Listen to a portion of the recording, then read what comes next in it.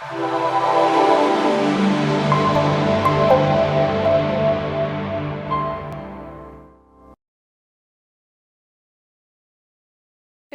I'm here to share my journey, Oh Happy Sunshine's journey, and leave you with a few takeaways that will hopefully help you in your journey. Back in school, I was a very naughty kid. I gave my parents a really hard time. And it got all the more difficult when my sister would come home with 90% marks while I was still making up excuses for all the bad grades that I got. Why am I telling you this? By just not scoring good enough in school, your teachers, or maybe your uncles and aunts, they start putting labels on you. And you don't know when or how you start to believe them. How are you even supposed to know that you are capable of doing something awesome when you carry that label in your head and subconsciously in your heart? 10 years back, when I was in college, my big dream was to get a decent job, earn some money, and then in a few years see the other side of the globe. Like startups are an aspirational thing now, going on site was the big thing then. And I was among the few lucky ones to get that opportunity very early on in my career. I would never forget my first flight ever, American Airlines AA292 from New Delhi to Phoenix. The air hostess walked up to me and said, "Ma'am, would you like to have a glass of juice or wine?" And when I reached, a uniformed taxi driver was waiting for me, holding a placard of my name in bold. I felt so important. Life was good. In fact, it was perfect. A couple of years passed by, and I got married. My husband and I, we moved to Minnesota, and we were welcomed by the most beautiful snowfall I've ever seen in my life. Slowly and gradually, we set up our apartment, bought our first second-hand car, settled down. Life was good. I had been in workforce for more than 5 years, and it had gotten a little monotonous. So I quit my job and was looking for some time off. But it so happened that the snow that looked so good at first started making my days very dull and quiet. And the time off that I was really looking forward to made me wonder, what do I do with all the time that I have at hand? With only snow that I saw out of the window, I started wondering that why are we wasting a lot of snow here? There should be a way to clean it up, pack it into bottles, and send it to India. There are a lot of people who need water there, and we really don't need the snow here anymore. So when my husband came home from work that day, I told him about my brilliant idea. He looked at me, smiled, and said, "Honey, what's wrong with you?" So out of boredom, I started a website called Syapa.com. Syapa in Punjabi means problems. It was meant to be a portal where people could post their problems and others could offer solutions. Not necessarily the snow problems, but in general, like your car breaking down in the middle of a freeway, or your manager being after your life all the time. But it so happened that no one, absolutely no one, ever posted any problems on the website. Instead, people started posting jokes and funny pictures. So a beautiful idea that had come into my mind ended up being an online joke book. So with that idea not working as planned and the snow scene not getting any better, I started playing around with strips of paper from magazines and flyers. I curled them and made into tiny cards and bookmarks and posted on my website, which I called Insy Binsy. The joy that I got out of making those beautiful masterpieces was immense. I would lose myself completely working on those cards, only to suddenly realize that I had been sitting there for 5 long hours without moving an inch. A few months later, random people started posting comments on my blog, and I got very excited. And then one day, a stranger called me to say, "I need 125 handmade cards for a baby shower."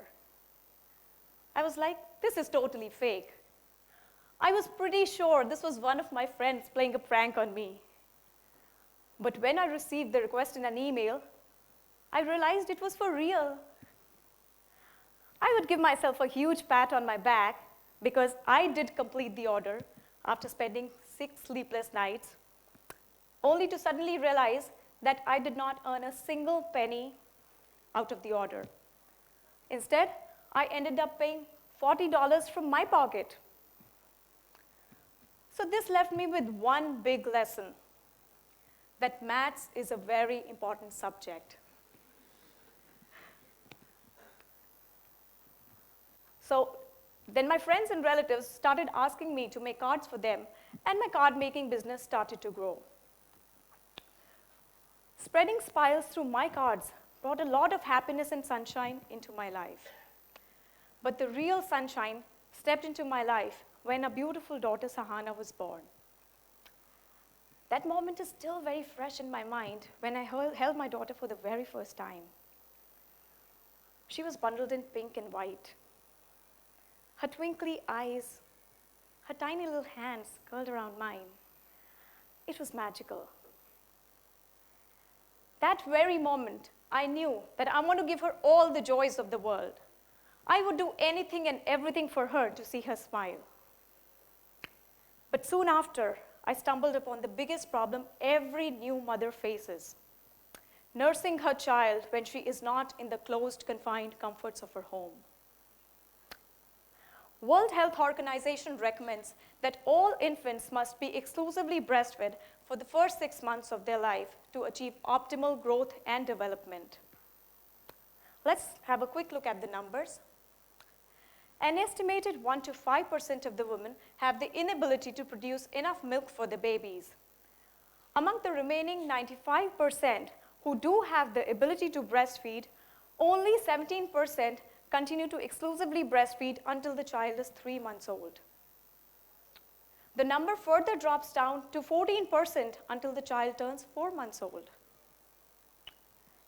As per the National Health Infant Feeding Survey, in India, only 1% of the women continue to exclusively breastfeed until the child is 6 months old. Why? Because our society doesn't normalize the idea of breastfeeding. A new age mother, especially in India, faces a lot of stigma while nursing in public, potentially inhibiting her desire to continue. It is like she's given 2 choices. Either give up your social life completely, stay indoors and take care of your child, or introduce formula feed for your child, despite the doctor's recommendation. So what did I choose to do? Ria is a new mom. She loves taking care of her baby and wants the best for her. All her friends and relatives come to see the baby. She sometimes finds it awkward or embarrassing when they walk into her room while she's feeding, but somehow she manages. One of her first visits to the doctor, she had to feed her baby on the way using her shawl. But even in her own car, she couldn't avoid the eyes of the curious onlookers in the slow-moving traffic. Now she's planning to visit her parents, but she's worried about how she'll feed her little one on the 5-hour journey. She looks for various options in the stores, but can't find any good solutions for nursing where it's readily available. She speaks to her new mommy friends, and one of them tells her about this new online store. Oh, Happy Sunshine! They make comfortable nursing shirts, tops, and suits for new moms. The clothes are designed in such a way so as not to compromise your privacy. She jumps online to ohhappysunshine.com and quickly orders a feeding top. She's really happy with the new top, and so is her baby. She's much more confident about feeding her baby. No more feeling embarrassed about sharing the most special bond with your little one. No more worrying about attending family gatherings or people walking into your room. And no more compromising on your sense of privacy or style. What are you waiting for? Check out ohhappysunshine.com and order now. So that is how Oh Happy Sunshine was born. It was an outcome of the nervousness and fear I had as a new mother.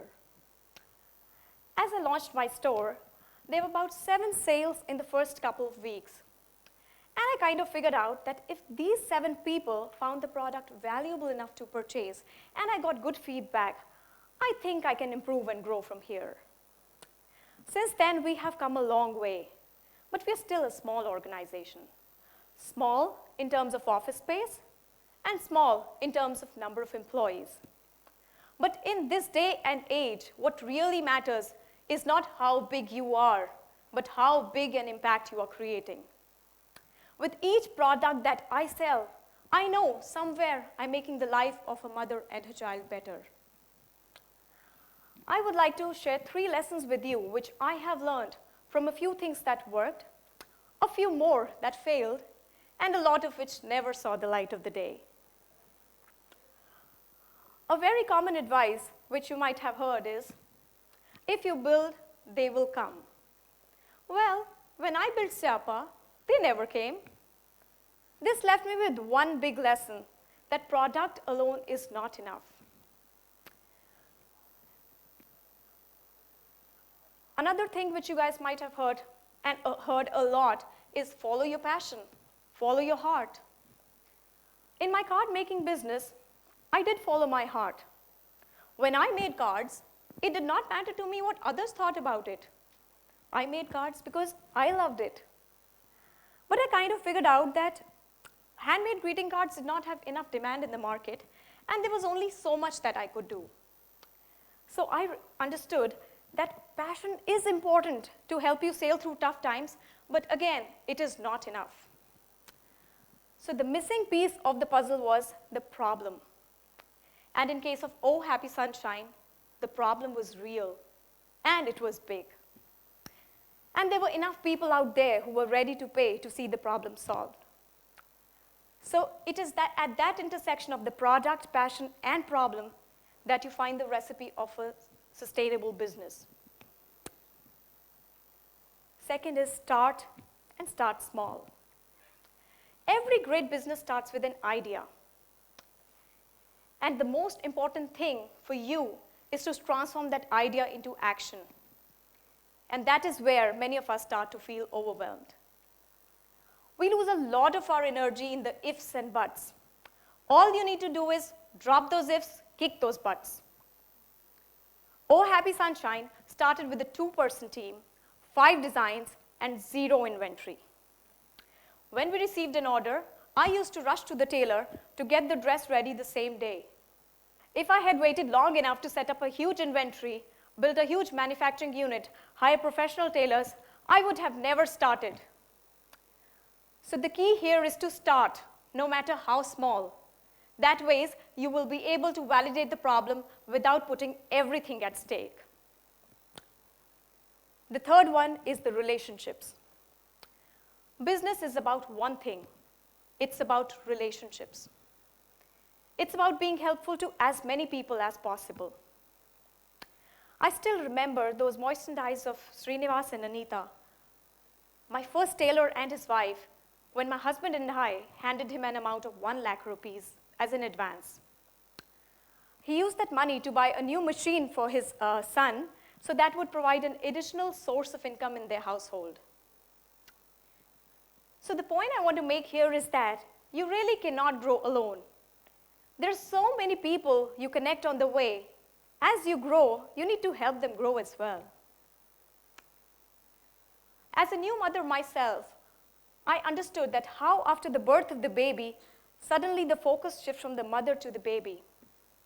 So in order to make the new mom feel special, I send my product not just as a regular package, but as a gift, nicely packed with bows and ribbons and a personalized handwritten note.